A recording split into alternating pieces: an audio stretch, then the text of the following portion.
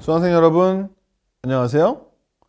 한국의 해외 직접 투자 강좌를 맡은 배현호입니다.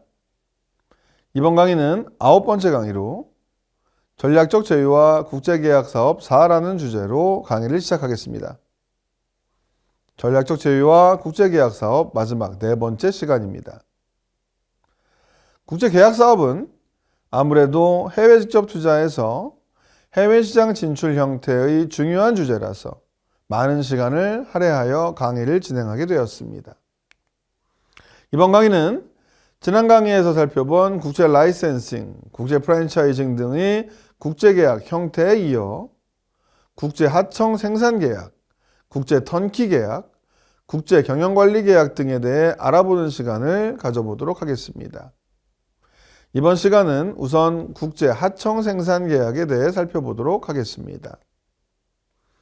국제 하청 생산 계약이란 주문 기업이 해외 하청 기업의 생산에 필요한 원재료, 기술 등을 라이센싱 등의 방식으로 제공하고 주문 명세서대로 생산하게 하여 공급받는 계약 생산을 의미합니다.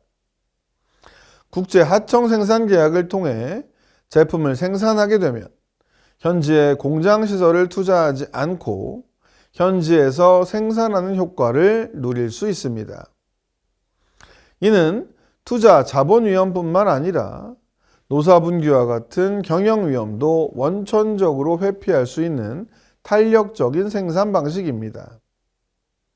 공급받은 제품은 현지 시장에 주문자 상표를 부착하여 판매할 수도 있고 해외 제3시장에 수출할 수도 있습니다.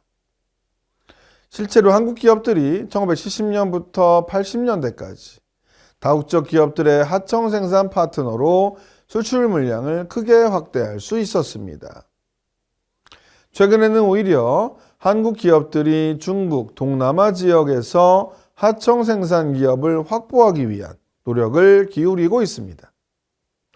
다국적 기업 중 국제 하청 생산 계약에 의존하는 대표적인 회사가 나이키나 리복과 같은 스포츠 관련 신발, 의류용품 판매 기업들입니다. 이들은 한국, 중국, 인도네시아의 전용 하청 생산 기지 네트워크를 형성해 놓고 모든 주문 제품에 대해 적당한 하청 공장을 선택하여 생산하도록 해왔습니다. 이들 기업은 자체 공장은 전혀 소유하지 않고 마케팅 활동에만 전념하는 마케팅 전문 기업이라고 할 수 있습니다. 국제 하청 생산 방식의 문제는 제품의 품질을 유지하기 위해서 해외 생산 기업들에 대해 적정한 생산 관리와 경영 지도가 반드시 뒷받침되어야 하고 이들 생산 기업과 밀접한 관계가 유지되어야 한다는 점입니다. 본질적으로 현지 생산 기업들은 독립적인 기업이기 때문에 경영 목표와 이해가 주문 기업과 다를 수 있습니다. 따라서 많은 경우 중요한 제품 생산은 주로 오랜 기간 상호 동반자 관계를 유지해온 현지 생산 기업을 통해 생산합니다. 이들 장기적인 파트너 하청 기업들에게는 먼저 주문량이 배정되고 신제품이나 새로운 생산 기법 등에 대한 지도와 지원을 하게 됩니다. 실제로 나이키는 하청 생산 공장들을 직원들이 일일이 정기적으로 방문하여 하청 기업과의 유대관계를 유지하고 생산성 향상을 위한 각종 제안을 한다고 합니다.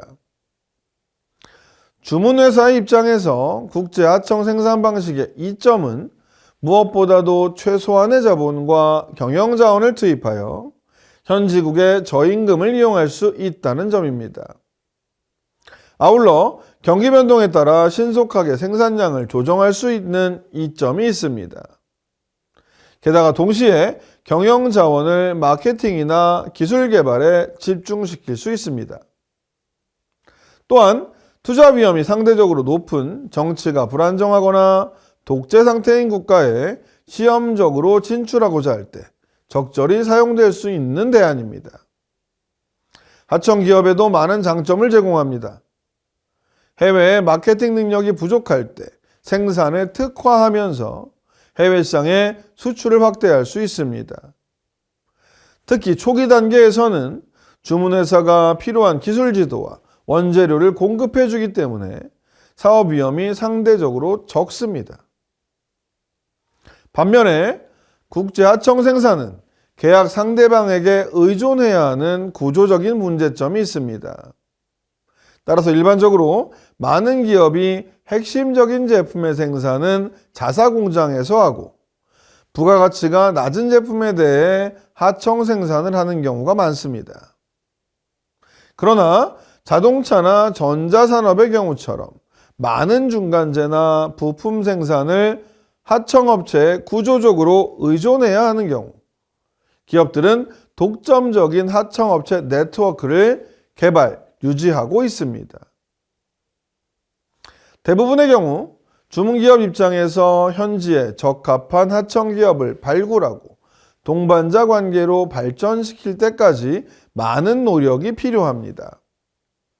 하청업체 입장에서도 해외 시장이나 마케팅에 대한 통제력을 갖고 있지 못하기 때문에 해외 수출 성장에 한계가 있다는 단점이 있습니다. 다음은 하청 생산 방식 중에서 완제품을 생산하여 주문자의 브랜드를 부착하여 공급하는 소위 OEM 방식의 생산과 이와 비슷한 ODDM 방식에 대해 살펴보도록 하겠습니다. 하청업체가 생산한 제품은 주문기업의 상표를 부착하는 경우와 하청기업의 고유 상표를 부착해서 자체적으로 해외 마케팅을 하는 두 가지 방법이 있는데, 보통 하청 생산에서는 주문기업 상표를 부착하여 주문기업에 납품하게 됩니다. 따라서 OEM 방식의 생산은 신발, 의류, 가전제품과 같이 브랜드가 필요한 완제품 생산에 이용됩니다. 마케팅에 관한 의사결정은 주문기업이 하고 하청기업은 생산만 담당합니다. 하청기업 입장에서 OEM 생산의 장단점은 다음과 같습니다. 우선 OEM 방식의 장점으로는 고유상표와 같은 무형자산의 개발에 자원을 많이 투입하지 않고도 생산 능력만으로 해외 시장에 진출할 수 있기 때문에 생산 부문의 기술 수준이 높고 생산성이 높은 중소기업들에 적합합니다. 생산 부분에 집중할 수 있으며 생산 기술을 빠르게 학습할 수 있기 때문에 향후 제품 개발과 디자인 분야로의 역량을 축적할 수 있습니다. OEM 방식의 단점은 OEM 방식은 단가가 낮아서 채산성에 한계가 있습니다. 또 생산기업 입장에서는 변동비 이상의 단가만 되어도 주문에 응해야 하는 경우가 적지 않습니다. 또한 타지역 경쟁업체를 활용하려는 주문기업들의 생산 단가 인하 압력으로 마진이 시간이 갈수록 낮아질 수 있습니다. 생산업체의 경우 OEM 방식에만 오랫동안 의존하다 보면 자체적으로 제품 개발, 디자인, 마케팅, 유통 등의 능력을 개발하지 못하게 됩니다. 특히 향후 OEM 바이어들이 갑자기 공급선을 바꾸어 버리면 기존의 OEM 업체는 급격한 쇠퇴를 맞게 될 수 있습니다. OEM 방식으로 인해 해외 시장에서 OEM 바이어인 주문기업 제품으로 인해 하청기업의 고유상표 제품이 경쟁에서 어려움을 겪을 수도 있습니다.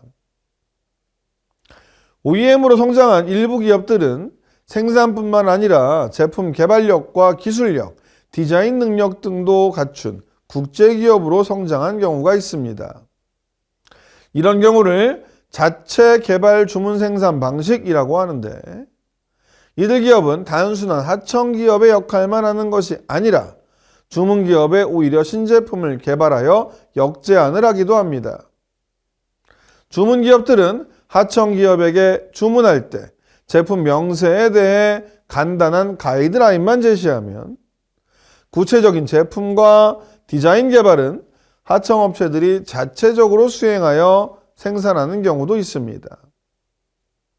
오늘날 상대적으로 기술력과 디자인이 뛰어난 한국과 대만의 의류 봉제 완구 생산업체들이 여기에 해당합니다.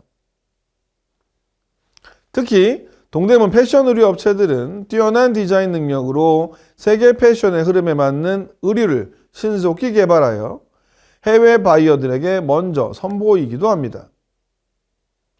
자체 개발 주문 방식의 경우 주문기업 상표 부착 방식에 비해 더 높은 단가를 요구할 수 있고, 하청업체들이 주문기업에 대해 상대적으로 더 높은 교섭력을 가질 수 있습니다.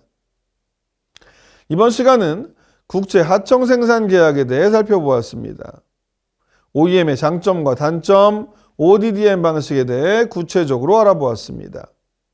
다음 시간은 국제 턴키 계약에 대해 살펴보도록 하겠습니다.